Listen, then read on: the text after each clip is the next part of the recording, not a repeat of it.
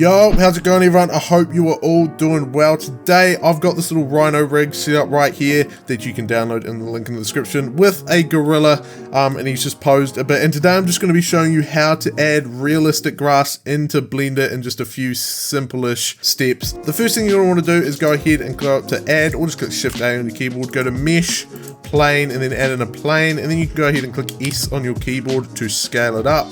I'm going to just scale it up a little bit because I just want to note this real quick. You can also go into object properties and set the Z level to 0 so it's on the ground. Just a quick note, the bigger your plane is, the more grass particles you're going to need, and the more grass particles you have, the more like laggier it's going to be, I guess. So just keep in mind your computer specs. If you have sort of a lower end computer, you probably won't be able to have as much grass, because I don't want you guys to go ahead and make some massive plane like this big with like million grass particles and then it crashes your Blender file and you lose all your progress. So make sure you keep your computer specs in mind. So to actually create the grass, we're going to actually need a texture for it. So to find a grass texture, you want to come onto Google and just search up HD grass texture, just like that. You might also want to type in HD grass texture seamless, just like that. Doesn't need to be 4K, but seamless. That means it can repeat the grass texture without it looking bad. And then just go ahead and find a good grass texture that you like. Make sure it doesn't have any watermarks or anything like these do. And also make sure it's a pretty high resolution as well. Don't stress too much though if it is a high resolution, because it doesn't really matter. You're not even going to be seeing the grass texture too much. The grass texture is just to like give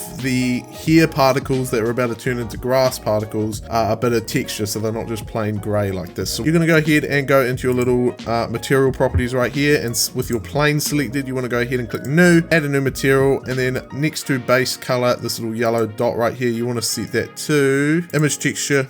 Then click open and apply your grass texture that you just downloaded. So just like that, I have a bit of grass just like that. You can see it's actually not very high resolution at all, but it'll do the job. So now we need to actually make the grass. So to do that, with your plane selected, you want to go into your little particles properties right at the side right here. Click the plus, and then this will add in a particle system. You want to make sure to set to here. And then you'll already see there is quite a bit of hair. You can see it is very, very long. We definitely don't want it that long. So you can decrease the hair length right there. I'm definitely going to increase the number too. And this is where it can get laggy. If you have too many grass particles, it can get quite laggy. I'm just going to go with like, is that 10,000? I think that's 10,000.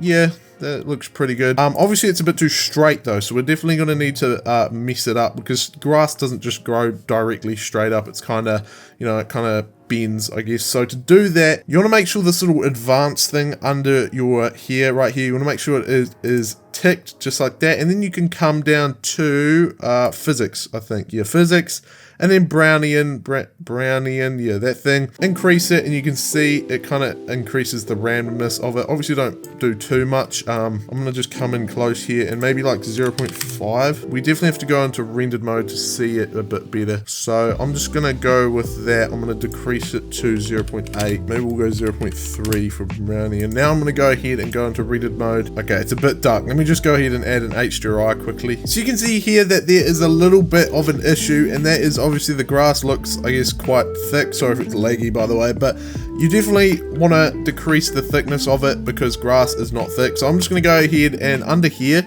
you want to come down to hair shape, open that up, and then you can see the diameter root is 1 meter. I don't know what M is, but you can decrease that to, I'm just going to go like 0.1. No, that's maybe a bit small. We'll go with like 0.3. That looks a little bit better.